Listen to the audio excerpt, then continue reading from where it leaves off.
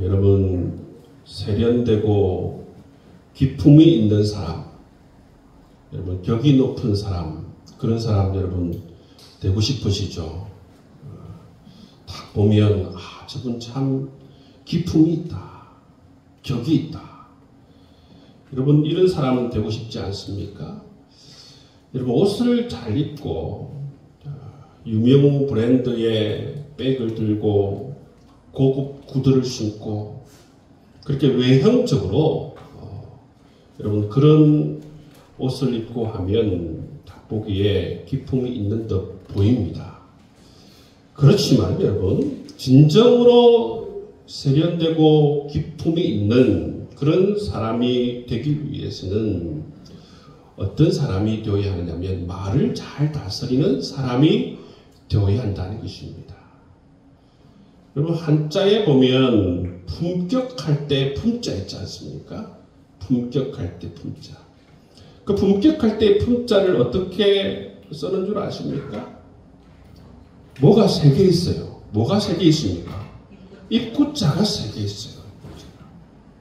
입구자가 세 개 있어요. 품격할 때 품자를 보면. 이것을 무엇을 말하고 있느냐 하면 옛 사람들도 품격이 있는 사람은 어떻게 되는가 하면 그 사람의 말이 쌓여서 바로 그 사람의 품격이 된다는 사실을 잘 알고 있었다는 사실이죠. 외형적으로 옷을 잘 입고 센스 있는 그런 어떤 옷을 잘 입고 색깔이 좋은 옷을 입고 그렇게 해서 그 사람이 기품 있는 사람이 되는 것이 아니고 그 사람들이 하는 말, 그 말이 쌓여서 그 사람의 바로 품격이 된다. 그래서 바로 여러분 품격할 때 그 품자가 바로 입구자가 세 개가 모여서 바로 품격할 때에 품자가 되는 것을 볼 수가 있습니다. 그렇기 때문에 여러분 우리가 품격 있는 사람, 기품이 있는 사람이 되기 위해서는 뭘 잘 관리해야겠어요? 우리 말을 잘 관리해야 돼요. 여러분 좋은 친구를 고르는 법을 여러분 가르쳐 드릴까요? 좋은 친구를 고르는 법. 말그릇이라는 책을 쓰신 분이 있어요. 이 책이 굉장히 많이 유행하고 있는데요. 김윤나라는 작가가 있는데요. 이 김윤나라는 작가가 사람이 말하는 방식에 따라서 두 유형으로 나눌 수 있다고 그래요. 한 유형은 뭐냐면 피구형 유형이 있다. 피구형. 또 한 유형은 뭐냐면 캐치볼형 유형이 있다고 그래요. 이 두 형으로 크게 나눌 수 있다고 합니다. 말하는 방식에 따라서. 여러분 피구형 유형은 어떤 유형이냐면 피구는 어떻습니까? 던지는 거지 않습니까? 던지는 거. 피구형 유형의 사람들은 던지는 데만 관심이 있는 거예요. 던지는 거. 말을 던지는 데만. 다른 사람이 말을 어떻게 받는지 별 관심이 없어요.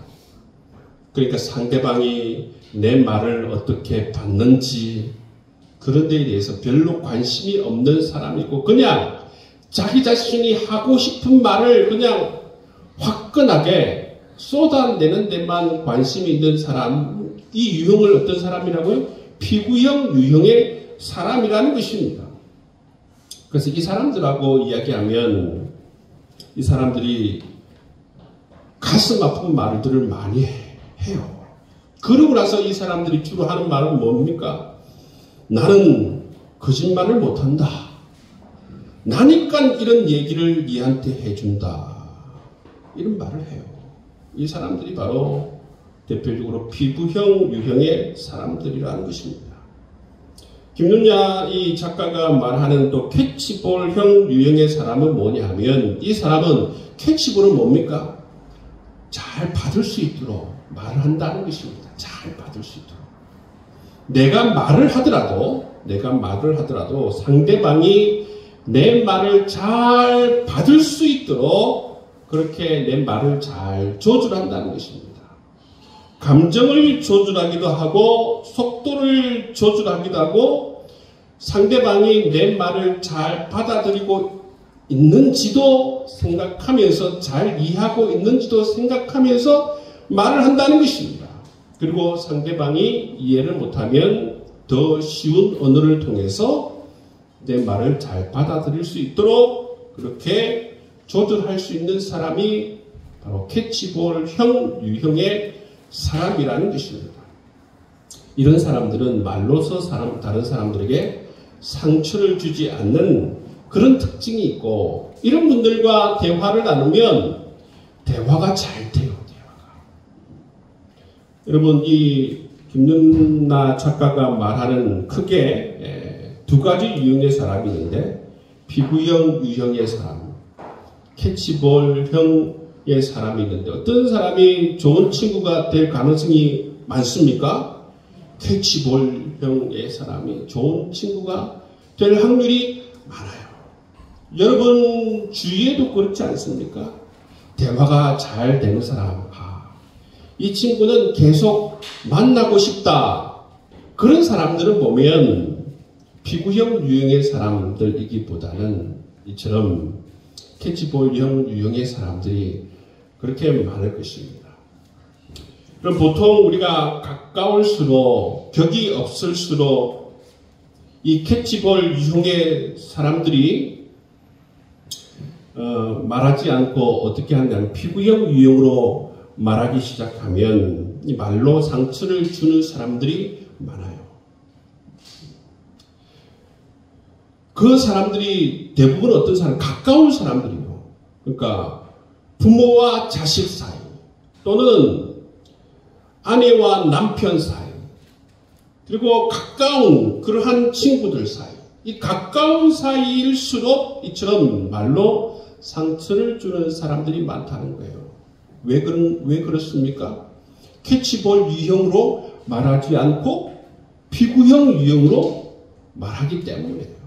그렇기 때문에 가까운 사람들에게 이처럼 주로 말로 상처를 주는 것이죠.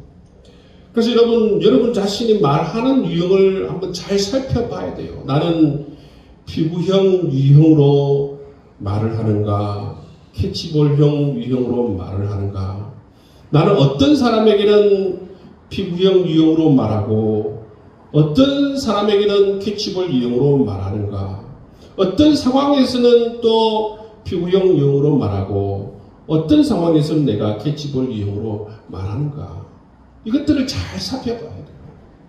그리고 우리가 될 수 있으면 어떤 유형으로 말을 하는 것을 우리가 연습해야겠어요? 캐치볼형 유형으로 말하는 법을 우리가 연습을 해야 돼요. 우리가 말하고 싶은 대로, 생각나는 대로, 내 감정의 대로 아무 의식 없이 말하면 대부분 어떤 말을 하는 것입니까? 여러분, 피구형 유형으로 말을 하면서 다른 사람들에게 상처를 줄 수 있다는 거예요. 그래서 여러분 생각을, 이 의식을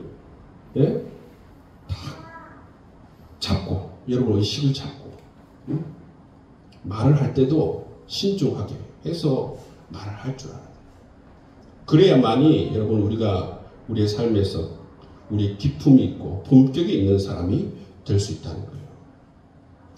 성경에서 보시면 이 말의 성격에 대해서 말씀해 주고 있어요. 말은 어떤 성격을 가지고 있는가?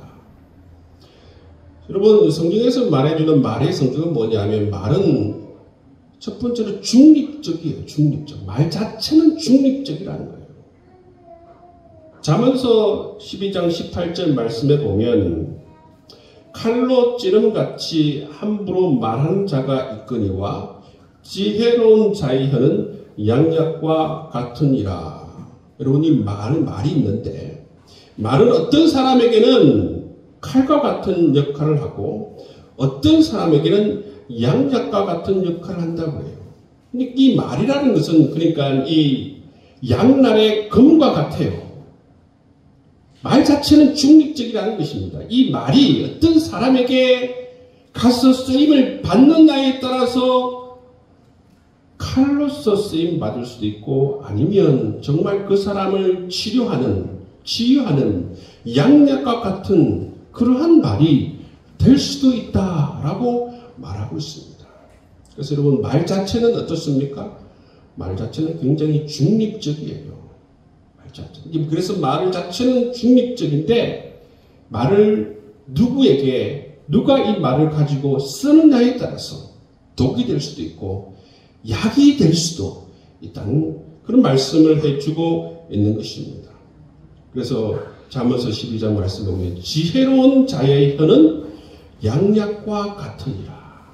그래서 우리 그리스도인들은 지혜로운 하나님의 백성답게 여러분 말할 때마다 정말 다른 사람의 아픔을 고통을 치유해 줄 수 있는 그런 양약과 같은 말을 사용할 수 있는 여러분 될 수 있기를 주님의 이름으로 축복합니다. 네. 성경에서 말하는 또 두 번째 말의 성격은 뭐냐면 말은 굉장히 엄청난 폭력성을 가지고 있어요. 양날의 검이라고 있잖아요. 그죠? 잠언서 12장에서 말씀하고 있는 것이 칼로 찌른다고 했습니다. 칼로 찌른다라고 하는 것은 뭡니까? 이 언어의 폭력성을 얘기하고 있다. 폭력. 엄청난 언어는 폭력성이라는 성격을 가지고 있다는 것입니다. 어느 학자들이 살펴보면 폭력의 유형이 언어 폭력의 유형이 6가지로 나타나는 것을 볼 수가 있습니다. 상대방을 이 말로서 비하하기도 하고 또 말로서 질책하기도 하고 말로서 비난하기도 하고 말로서 협박하기도 하고 말로서 하대하기도 하고 말로서 의견을 무시하기도 한다는 것입니다. 네가 뭐 한다고 그래?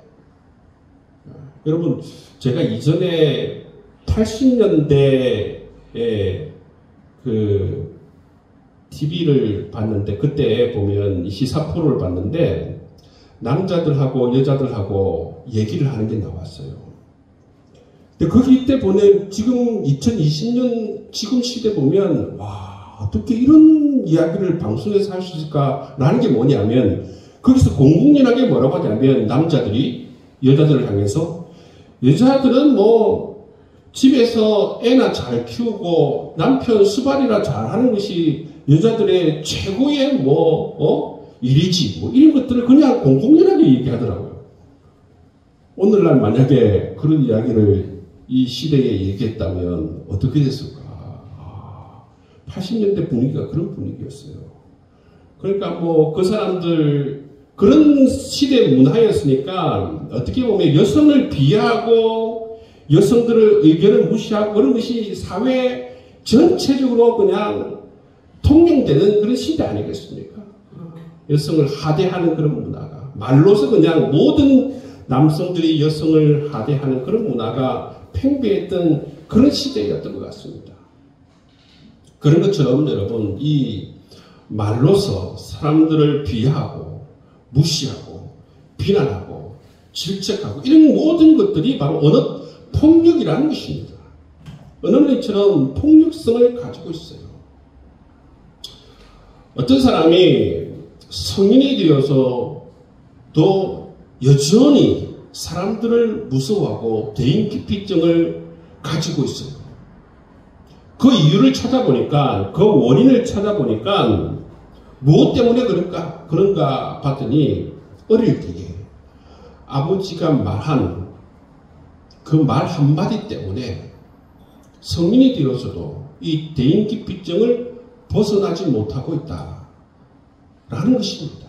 어떤 이야기냐면 어릴 때에 이 사람이 어릴 때입니다. 어릴 때에 사촌 동생과 함께 물가에서 물놀이를 하다가 잘못되어서 사촌 동생이 자기 자신이 보는 눈앞에서 물에 빠져서 죽었어요.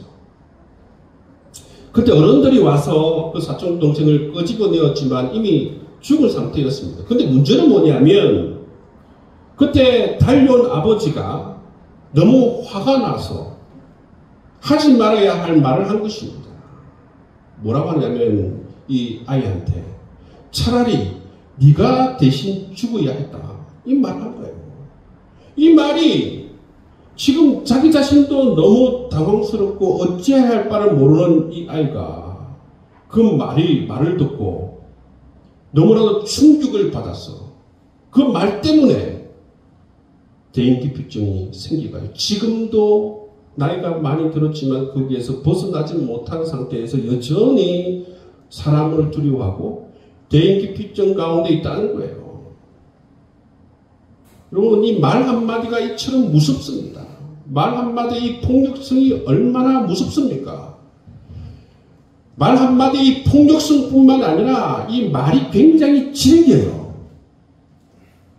여러분, 이처럼 오랜 세월, 여러분 40년, 50년이 지내도 이 말에 여러분 엄청난 파괴력이, 영향력이 있다는 사실을 우리가 볼 수가 있는 것 아니겠습니까? 뿐만 아니라 이 성경에서 말하고 있는 말은 엄청난 영향력이 있다고 말씀하고 있습니다. 오늘 본문 야고보 3장 5절 말씀을 보면 이와 같이 혀도 작은 지체로 돼 큰 것을 자랑하도다. 보라, 얼마나 작은 불이 얼마나 많은 나무를 태우는가. 여기서 이 혀를 뭘로 비유하고 있습니까? 작은 불로 비유하고 있습니다. 여러분, 큰 산을 뭐가 태웁니까? 작은 불씨가 태웁니다. 작은 불씨가.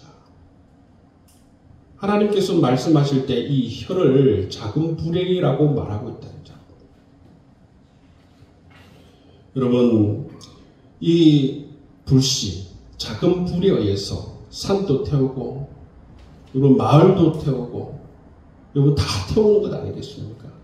말도 작은 불이라고 하는 것은 뭐냐면 조심해서 말을 해야 한다는 것입니다. 말이 불씨가 될 수 있다라는 것을 말씀하고 있다. 굉장히 위험하다라는 것을 말씀해 주고 있다는 것입니다. 저희들 어릴 때에 이 불조심 구호를 뭐 학교에서 쏘라 그런 말을 많이 듣고 뭐 포스터도 그리고 했는데 그 가운데 보면 자나깨나 불조심, 꺼진 불도 다시 보자. 그죠? 그런 게 있었죠. 그죠? 그러니까 하나님 말씀, 이 야고보서의 말씀에 비춰보면 우리는 뭐 어떻게 해야 되냐면 자나깨나 말조심을 해요. 왜냐하면 이 말이라는 것이 작은 불과 같다고 하나님께서 말씀하고 있기 때문에요. 작은 불과 같다. 작은 불처럼 엄청난 영향력을 가지고 모든 것을 태워버릴 수 있는 그런 성격이 있기 때문에 여러분, 우리의 말은 신중하게 해야 한다라는 것을 말씀해 주고 있다는 것이죠. 그럼 여러분, 우리 그리스도인들은 어떠한 언어 습관을 가져야 하는가? 이게 굉장히 중요합니다. 우리 그리스도인은 어떤 언어 습관을 가져야 하는가 하면 첫째로 믿음의 말을 해야 해요. 믿음의 말. 우리 그리스도인들은 어떤 말을 해야 된다고요? 믿음의 말을 해요. 믿음의 말을 통해서 여러분 입술에 열매를 맺어야 하는 것입니다. 이거는 세상 사람들이 할 수가 없어요. 세상 사람들은 하나님을 믿지 않고 그들에게는 하나님의 말씀이 없기 때문에 믿음의 말을 할래야 할 수가 없는 것입니다. 우리가 세상 사람들과 다른 게 뭡니까? 우리는 하나님을 믿고 약속에 하나님의 말씀을 가지고 있다는 게 달라요. 그렇기 때문에 우리는 믿음의 말을 선포할 수가 있다는 것입니다. 여러분, 그렇기 때문에 우리는 믿음의 말을 할 줄 알아야 한다는 것입니다. 민수기 14장 28절 말씀에 보면 뭐라고 말씀하시는가 하면 여호와의 말씀에 내 삶을 두고 맹세하노라. 너희 말이 내 귀에 들린 대로 내가 너희에게 행하리다. 이렇게 말씀하고 있어요. 여러분, 이 말씀의 배경이 뭐냐면 이스라엘 백성들이 바람광양 가데스 바네아에서 12명의 정탐꾼을 가나안 땅으로 보내요. 그런데 여러분, 40일 동안 이 12명의 정탐꾼이 가나안 땅을 둘러보고 나서 이스라엘 백성들 앞에 보고를 해요. 그렇죠? 그 가운데 2명은 하나님을 믿고 하나님의 약속의 말씀을 믿고 정말 그들은 우리의 밥이다. 긍정적인 보고를 합니다. 그렇지만 그 12명 중에 10명은 그들의 어떤 강한 성벽을 보고 그리고 가나안 땅에 살고 있는 그 사람들 모습, 그 큰 거인들의 모습들을 바라보면서 뭐라고 합니까? 우리는 그와 비교해서 메뚜기 같아. 그들과 전쟁을 하면 우리는 반드시 필패할 수밖에 없다. 그렇게 보고를 해요.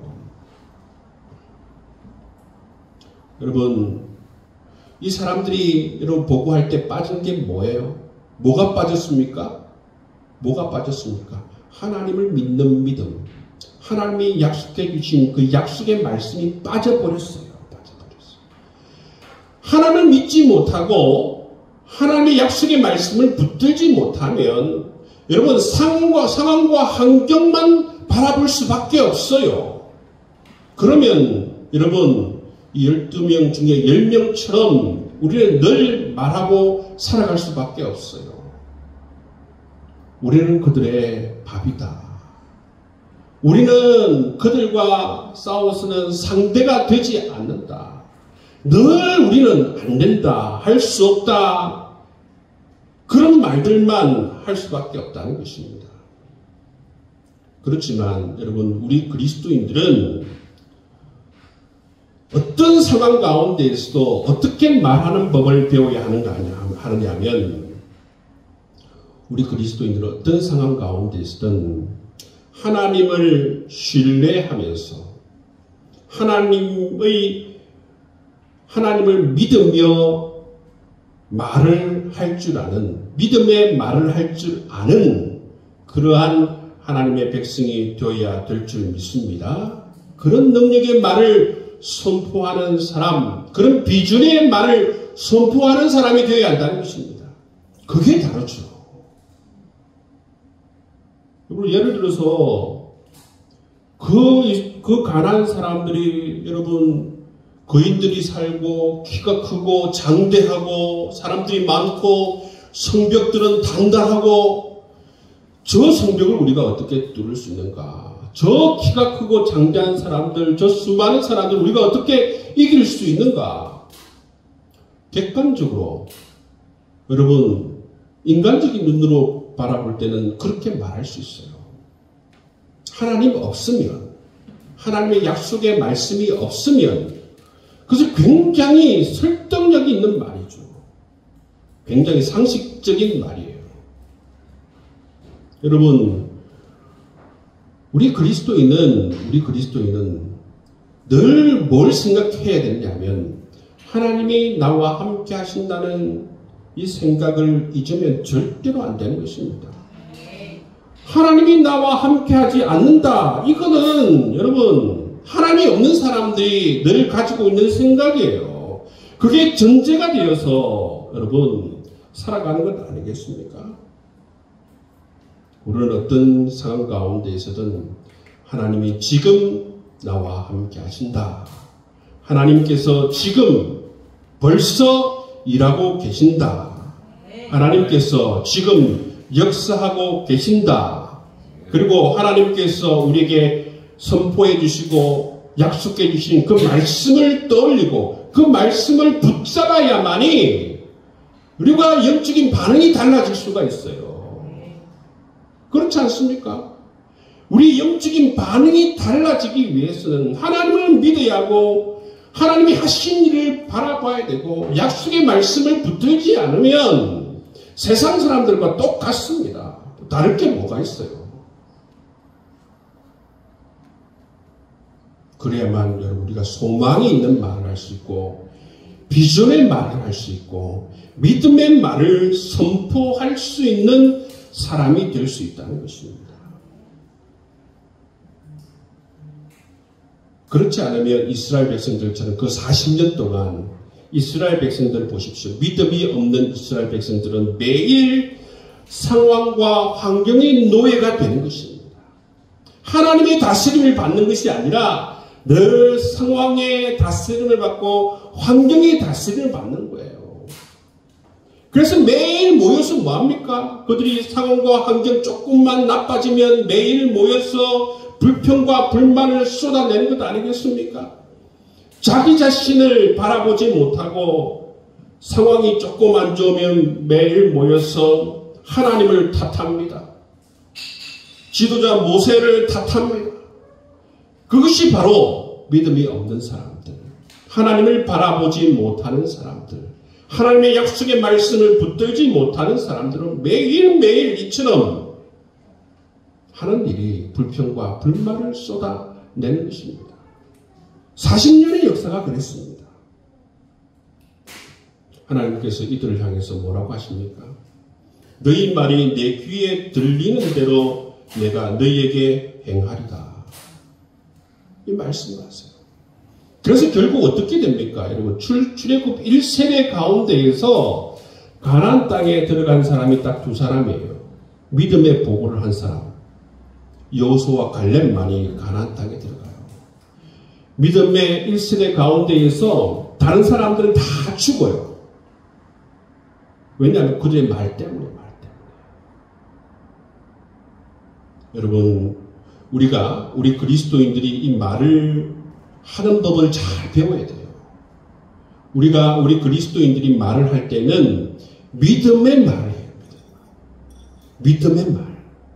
하나님을 바라보고, 하나님을 믿으며, 하나님의 말씀을 믿으며, 믿음의 말을 선포하며 나아갈 수 있는 여러분 될 수 있기를 주님의 이름으로 축복합니다. 네. 여러분, 부부든 자녀든 친구든 회사 동료든 사람들이 여러분 모여 있는 곳에든 늘 문제가 있고 갈등이 있어요.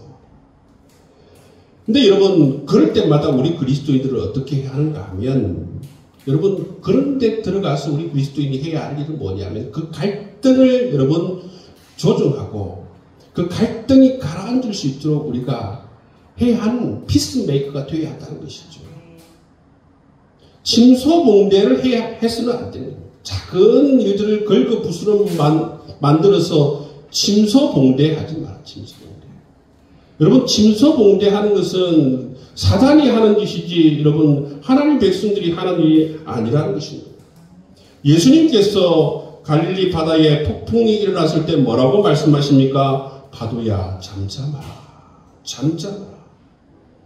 여러분, 우리 그리스도인이 해야 될 일은 파도가 일렁일 때에 주의 말씀을 가지고 파도야 잠잠하라. 잠잠하라. 그런 말씀을 선포할 수 있는 여러분 될 수 있기를 바랍니다. 여러분의 역할은 뭐냐면 이 세상에 여러분 인간이 살아간 모든 곳에는 갈등이 있고 문제가 있어요. 부부 사이든 친구든 여러분 자녀와 관계든 어떤 곳에든 문제가 있는데 그곳에 들어갔을 때에 그곳에서 바로 그 문제를 잠재우는 역할을 해야 된다는 것입니다. 교회에서 여러분 부목사님들이 교회에서 하는 역할들이 많은데 여러분 그 역할 가운데에서 정말 중요한 역할이 있어요. 그 역할을 한 개 공개하자면 뭐냐면 한마디로 말하면 교회 안에서 일렁이는 여러 파도를 잠재우는 역할을 하는 것입니다. 여러분 잘 모르셨죠? 부목사들은 왜 저렇게 열심히 돌아다니나? 부목사들은 각 자기가 맡고 있는 교구들을 돌아보면서 어디에 지금 파도가 일렁이고 있는가? 무슨 일이 일어나고 있는가? 적당한 수준이면 놔두지만 그 파도가 일렁여서 조금 문제가 생길 것 같으면 그것을 반드시 찾아서 해결해서 잠재우는 역할을 하는 것입니다. 그것을 부지런히 하면 교회가 평안한 것이죠. 평안한 것입니다. 여러분, 우리 교회는 부목사들이 없기 때문에 여러분, 우리 모두가 어떤 역할을 해야 되느냐면 교회 안에 파도가 일렁일 때에 우리가 함께 기도해야 되는 게 뭡니까? 우리 안에 있는 이 파도가 잠잠해질 수 있도록 우리가 한 마음과 한 뜻을 가지고 기도해야 될 줄 믿습니다. 어떤 부분에 여러분 우리가 기도해야 될 부분들이 많잖아요. 어떤 사람은 여러분 우리가 육체적 고통을 위해서 기도해 주셔야 될 분도 있고 아니면 마음이 힘든 사람들 있으면 그 마음이 힘든 사람들을 위해서 한 마음으로 우리가 기도해 줘야 될 것도 있고 여하튼 여러분 예수님께서 하신 말씀대로 파도가 잠잠케 될 수 있도록 우리가 함께 노력해야 될 줄 믿습니다. 그리고 우리 믿음의 사람들은 어떤 말을 해야 됩니까? 이 말이라는 것은 양날의 검이라고 했죠. 그죠? 말로서 사람을 죽일 수도 있지만 아까 잠언의 말씀 보면 이 말이 양약이 될 수 있다고 했어요. 약이 될 수, 사람을 치유할 수 있다고 분명히 말하고 있다는 것입니다. 그렇기 때문에 우리는 말을 할 때에 어떤 말을 해야 되냐면 긍정적인 말을 해요. 축복의 말을 우리는 많이 사용해야 한다는 것입니다. 우리 자녀들에게, 우리 성도들에게 긍정적인 말, 축복의 말을 많이 사용해야 돼요. 여러분, 입술이 영적 전쟁터라는 사실을 꼭 기억해야 돼요. 입술이 영적 전쟁터예요. 우리가 이 생각을 놓아버리면 사단 마귀가 우리 입술을 장악할 수가 있어요. 우리의 입술이 영적 전쟁터라는 사실을 기억해야 돼요. 아무 생각 없으면 사단이 우리 입술을 장악해서 우리 입술에서 계속 비난의 말, 불평의 말, 자꾸 그런 말들만 쏟아져 나오는 그런 하루를 보낼 수도 있어요. 여러분, 그런 남을 비난하고 비판하고 책망하고 그런 말을 다 버리시고 칭찬하고 격려하는 말들로 여러분 채울 수 있기를 주의 이름으로 축복합니다. 예수님께서 여러분 십자가에서 어떤 일이 벌어지냐면 예수님께서는 우리의 죄인의 옷을 벗기셔서 예수님께서 죄인의 옷을 입으셨어요. 그래서 예수님의 옷을 벗으셔서 우리에게 예수님의 옷을 입혀주셨어요. 옷을 바꿔 입었다는 거예요. 그래서 여러분 갈라디아서 3장에 보시면 뭐라고 말씀하십니까? 우리를 향해서 그리스도의 옷을 입혀주셨다 표현하고 있어요. 우리가 뭐 유명한 명품의 옷을 입고 있는 게 아니고 우리 정체성이 뭐냐면 우리는 그리스도의 옷을 입고 살아가는 사람이라는 정체성을 가지고 있어야 된다는 거예요. 그리스도의 옷을 입고 살아가기 때문에 그리스도답게 여러분 우리가 그런 품격과 기품이 있는 그런 말을 하고 살아가야 되는 사람이라는 사실을 기억해야 될 줄 믿습니다. 시편 109편 17절 18절 말씀을 보면 그가 저주하기를 좋아하더니 그것이 자기에게 임하고 축복하기를 기뻐하지 아니하더니 복이 그를 멀리 떠났다 말씀하고, 이 말씀이 뭐냐면 그가 하는 모든 말이 부메랑이 된다라는 그 말씀이에요. 뭐냐면 우리가 축복을 하면 축복이 돌아오고 저주를 말하면 저주가 돌아온다는 말씀이에요. 이 시편의 말씀. 그렇기 때문에 모든 말은 부메랑이 된다는 사실을 우리에게 말씀해 주고 있어요. 여러분, 이런 영적인 원리를 우리가 알 필요가 있습니다. 그렇기 때문에 우리가 말을 할 때는 이처럼 무슨 말을 해야겠어요? 축복의 말을 해야 되죠. 격려의 말, 축복의 말을 해야만이 결국 부메랑이 되어서 축복이 우리에게 들어오고 격려가 우리에게 들어오고 은총이 우리에게 들어온다라는 사실을 우리가 기억해야 한다는 것입니다. 그래서 여러분, 우리가 긍정적인 말, 칭찬의 말, 격려의 말, 서로에게 소망을 주는 말, 이런 말들을 우리가 연습을 많이 해야 돼요. 그냥 상황만 바라보고 그 상황만 바라보고 그냥 쏟아내는 말들은 이스라엘 백성들이 광야에서 40년 동안 한 어리석은 그런 말들이에요. 그렇게 말하면 그거는 믿음의 말이 아니에요. 하나님 백성들이 해야 되는 말이 아니라는 것입니다. 어떻게 말을 해야 되느냐 하면 반드시 우리는 그러나를 붙이는 거예요. 아시겠죠? 세상 사람들은 그러나가 없어요. 그러나가 붙일 수 없는 게 그들에게 하나님이 없기 때문이에요. 하나님의 말씀이 없기 때문에 그러나를 붙일 수가 없어요. 자, 우리는 말을 할 때 어떻게 하냐면 우리 가정이 어렵지만 그러나 하나님께서 반드시 축복해 주시면 잘 될 거야. 이렇게 말을 해주고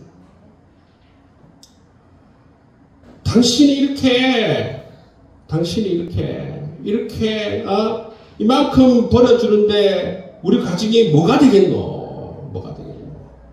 이게 벌어가지고는 다 망하겠다. 이런 게 아니고, 그리고 환경만 보고 얘기하는 거잖아요. 그렇게 하지 말고, 우리 가정이 지금 어렵지만, 그러나, 하나님께서 은혜를 주시면 반드시 잘 될 거예요. 이런 소망을 주는 말이에요.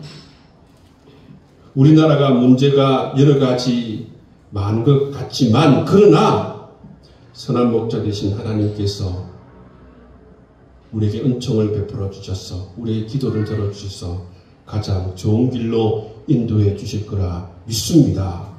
이런 말을 해줘. 우리 필그림 교회가 정말 연약하지만 그러나 하나님께서 함께 하시면 강한 주의 군대가 될 줄 믿습니다. 여러분, 이런 소망의 말을 우리가 선포해야 될 줄 믿습니다. 이게 여러분 성경적입니까? 아닙니까? 이게 믿음의 말입니까? 아닙니까? 성경을 읽어보십시오. 이게 바로 믿음의 말입니다. 하나님께서 함께 하시는 사람이 강한 군세가 될 수 있어요. 기도원에게 하나님께서 뭐라고 얘기합니까? 강한 군사요. 그렇게 얘기하지 않습니까? 기도원이 어떻게 강한 용사가 될 수 있습니까? 근데 하나님께서 말씀해 주신 것은 뭐예요? 내가 너와 함께 하리라. 하나님이 함께 하면 강한 군사가 될 수가 있고 용사가 될 수가 있는 것입니다.